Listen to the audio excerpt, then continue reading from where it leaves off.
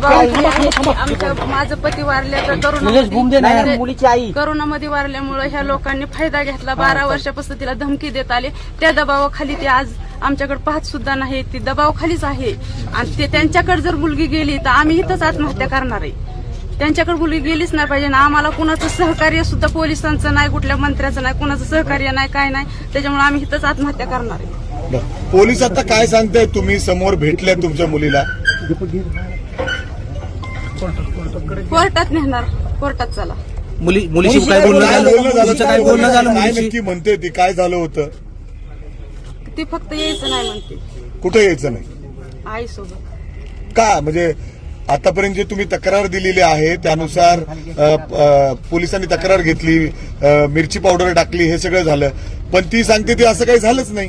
मिरची पावडर टाकली बी होती. माझ्याच डोळ्यात, माझ्या मुलाच्या डोळ्यात गेली. मिरची पावडर टाकून त्यांनी दांडकं काढून माझ्या उघडून इथं मांडीला मारून त्यांनी मुलगी उचलून टाटा एसी मध्ये फेकून लगेच पळवली गाडी.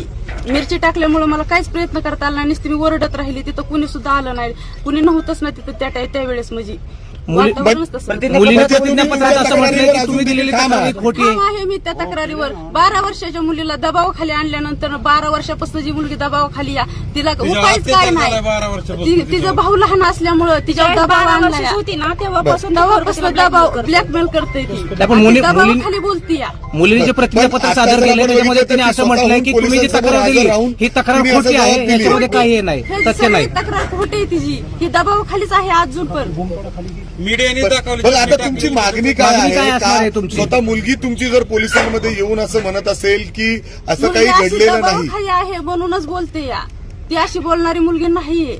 बर, दबावाखाली आहे. त्यांनी गैरफायदा घेतला आमच्या घरात गडी माणूस नसल्यामुळं. कुणाचा दबाव आहे? कुणाचा दबाव?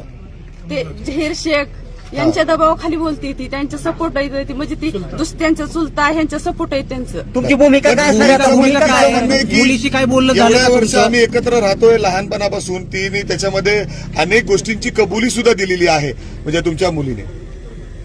तुम्हाला माहित नव्हतं का? कल्पना होती का हे असं सगळं सुरू आहे याची कल्पना होती का? स्पष्ट दिसते ना. अत्याचार झाला 12 वर्षापासून. जी मुलगी दबावाखाली म्हणल्यानंतर तिला ब्लॅकमेल केलं जातंय ना, त्याच्यामुळे त्यांनी फायदा घेतला. 21 वर्षाची होऊन दिली आणि आता तिला बरोबर ब्लॅकमेल केलं ना. आणखी मुलीने प्रतिज्ञापत्रात असं म्हटलंय की काही प्रेम प्रकरणाचा विषय आहे तो तुम्हाला तुमच्या कानावर घातला होता. अनेक हिंदू संघटना तुमच्या मुलीने हा जो काही प्रकार आहे तुमच्या कानावर घातला होता असं प्रतिज्ञापत्रात नमूद केलंय. आम्हाला सहमतच नाही कुणाच. त्याच्यामुळे आम्ही इथंच आत्महत्या करणार आहे. कुठल्या पुढाऱ्यांची नाही, कुठल्या पोलिसांची नाही, काय नाही. मुलीने पण प्रतिज्ञापत्रात नमूद केलंय तुमच्या. एसपी काय म्हणतायत?